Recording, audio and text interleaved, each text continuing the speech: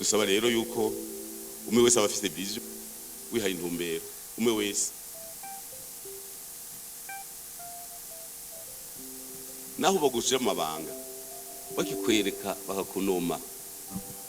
iteko ry'umukuru w'igihugu rishiraho naka hamukaza gusoma ibyujejwe uca w'intumbero yiyuje usaba kugorana ngo ndindiye yuko ngo bambwira ari akantu gaterumeka kunze ubu kakishe akazi ngo ntibarambwira abantu benshi amwese murabakuru ivyo birisha akazi ntibarambwira aho rero urafise baragushizeho urafise n'ivyo bagutumye mugabo cyo kugira ngo barambwira naho ikiba dosiye gatoya barambwira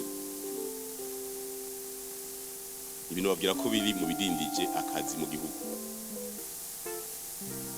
je ndakunda kugira evaluation kandi muze muri evaluation n'ico muri uri iki kwiyevaliwa n'ibicumuro urashobora kuvyevaliwa ukavuga uti none ubu ufise icumuro bingahe ukaraba yuko ugendeka kugendeka kuko ubiretse birakugwirana kandi urajegera ufise intumbero ukayishira mu ngiro urashika yugomba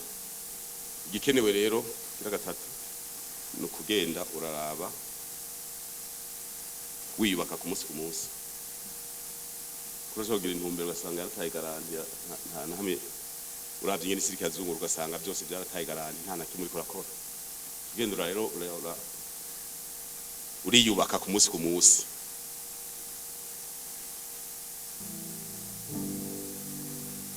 kwereka abantu badaronda gutera intambwe mu byo barimwo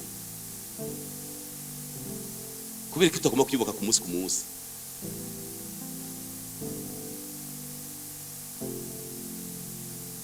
mu wese narabe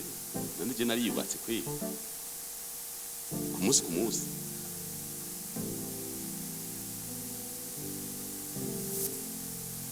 bivaye n'icuro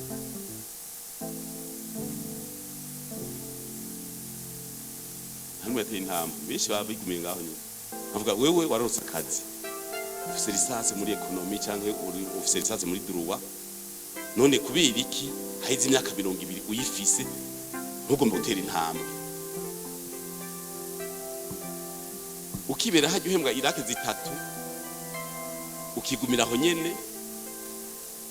nta na kimwe wongeye ko ngufumuza kunigana je nawe none urashaka gukora imyaka 200 ufise experience imyaka 200 bagira appel d'offre muri EAC no muri New African kutagenda